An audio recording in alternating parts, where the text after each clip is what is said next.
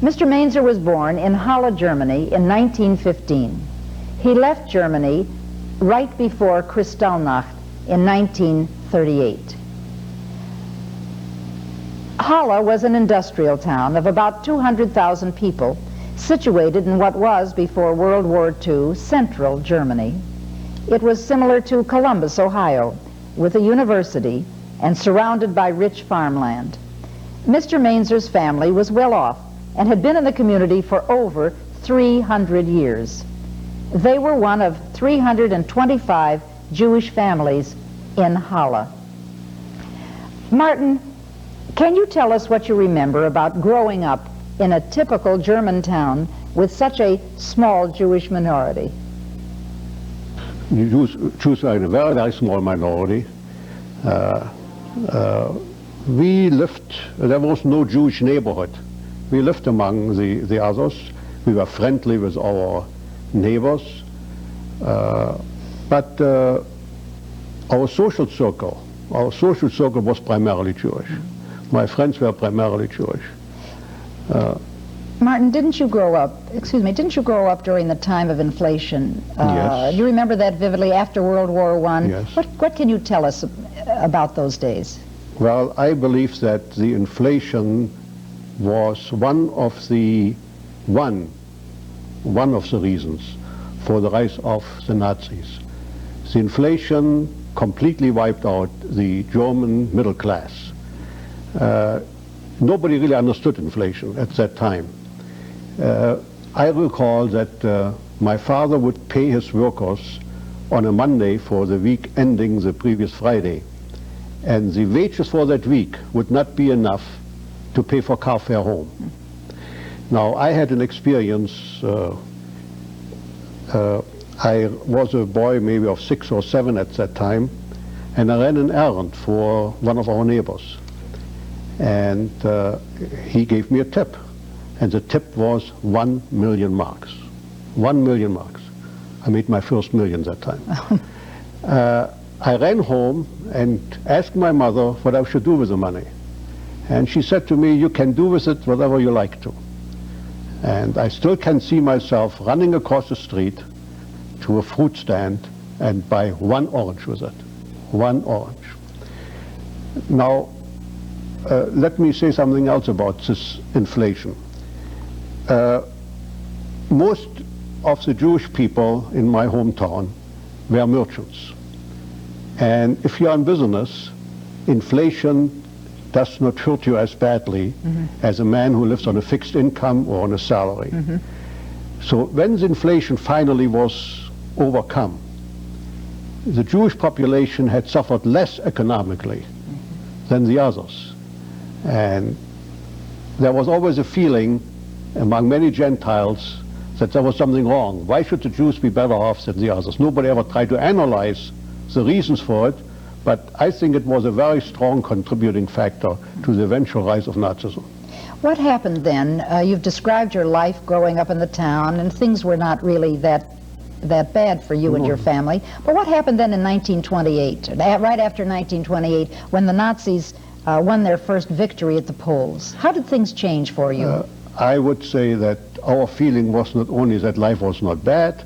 I think our feeling was, at least the feeling in my family was, that life was rather good. Yeah. Well, in 1928, it was the first time that the Nazis won seats in the Reichstag, in the German parliament. But between 1928 and 1930, their growth was unbelievable. They gained from 12 seats in 1928, 230 seats, the majority party in the Reichstag. When the Nazis won their victory in 1930, I ran home to my parents. I remember that very distinctly. And I told my father that this is the beginning of the end. And he looked at me and he said, "How can that be?" He said, "These are clowns. They won't last. This is an aberration. It's impossible." What made you feel that way? Well, and after all, this was like a generation gap. It was a Your father generation didn't gap. believe it would happen, and yet you, as a young Jew, felt it would happen. What determined your feeling about that? Well, the background of the Nazi movement was academia. The young high school students, the students at the university were devoted Nazis. Professors, both in high school as well as at the universities, were Nazis. Now, we were friendly. We were schoolmates, and I participated in sports. I had class officers. But the boys would tell me, in all friendship, they would say that when the time comes, you will not be one of us. You are not part of Germany. I can't imagine not having been there. I can't imagine what it was like to wake up in the morning in your home and walk out on the street and see Nazi banners and swastikas and Jude on Jewish shop doors and shop windows. I'm sure it's not difficult for you to recall your feeling. Well, will you share it with us? With a feeling of tremendous isolation, of being outcast, which naturally, in retrospect, contributed to the pulling together of the Jewish community, because it was the only friends he had, were the Jews themselves. I give you another example of this. The Nazis were very fond of demonstrations and rallies, and if a thing like this happened, every apartment had a flag, the Nazi flag, the flag of the city, except the Jewish apartments. So if you walked through a small city like ours, and you looked up to the various apartment buildings, you knew exactly where a Jew was living, because his apartment would not have a flag. And that also contributed to the feeling of isolation, of loneliness, and of being marked. Yes, because of course. by not having the flag, everybody knew there was a Jew living. Milton Mayer, in his book, They Thought They Were Free, in which he goes back just a couple of years after the war and lives in a town for a year and interviews a baker and the butcher and the minister and so on, he comes to the conclusion that the reason that many of the people in that small town became Nazis, or so they explained to him, were first of all so that they could get ahead. They were ambitious. They had been little men before. Now they could have some positions of power, that it would mean economic advantages for them, and that some of them liked to wear uniforms, and suddenly they became somebody. Was that true in your experience? I've never read Milton Mayer's book, but I think he hits the nail on the head. I want to give you two examples from my personal experience. One is that my tennis coach was Heydrich, the man who was one of the architects of the final solution. There was no indication that Heydrich was an anti-Semite. Pardon me, how did Heydrich happen to be your tennis coach? Well, we both belonged to the same sports club. In Halle? In Halle. He was, I would think he was about 7, 8 years older than I am, and he was a coach of the tennis section. And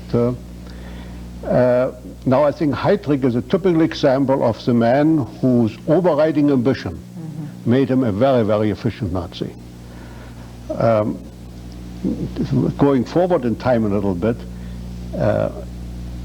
during the later years after 1935, after the racial laws, the Nuremberg laws were enacted, the pressure on the Jews became stronger and stronger. And we had more dealings with the Gestapo for one reason or another. You needed permits, you needed all kinds of things, and also the pressure on us became greater by frequent imprisonments. For example, I had an aunt who was the local leader of the Jewish Women's League, and she was an elderly lady, and one day, for one reason or another, she was imprisoned, and she had angina. So I tried to bring her medicine. And there was a young Gestapo officer who was not much older than I was, maybe 4 or 5 years older, and he was apparently in charge of our family. And he said to me, you don't need that medicine. That old Jew, that Jewish pig is going to croak one way or another, with or without medicine. Well, we had a little argument about this point, and so we were acquainted, we knew each other. Now, when I came to the point of emigration, 1937, I needed a permit to take along cash in the tremendous amount of 10 marks, which was equivalent to about $4.20. $4.20. For that amount, I needed a permit from the Gestapo. So I went to see this particular man, and he started a long tirade about the viciousness of the Jews and how the bloodsuckers, the thieves.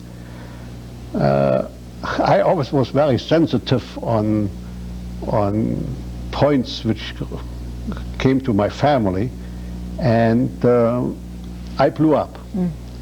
I started screaming at him, and started calling him names and told him that I wished him the worst things in life, but I couldn't think of wishing him anything worse than going to a foreign country with $4.20 in his pocket. After that, I went home, and I had second thoughts because I thought he would not take it and would finally come to arrest me. Well, nothing happened for a few days, and then the day before I had to leave, or wanted to leave, there was a lot of commotion in our home because my father, in the meantime, had been forced to sell part of his business to liquidate other parts. There were a lot of officials, a lot of Gestapo agents, a lot of police in our house at that day. And our old maid came to me and said that this young Gestapo agent wanted to see me. And I naturally thought he had come to arrest me. And when I went downstairs to see him, he was not in uniform, which kind of surprised me. He was in civilian clothes. And he asked me if I could be alone with him in a private office. So I took him to a small office, and he started out the conversation by telling me that if one word of that conversation would go out, my parents would not live. And I told him that whatever was said in this room between us would be between us. Then he sat down and he looked at me and he said, I want to tell you that you are the lucky one. You are leaving.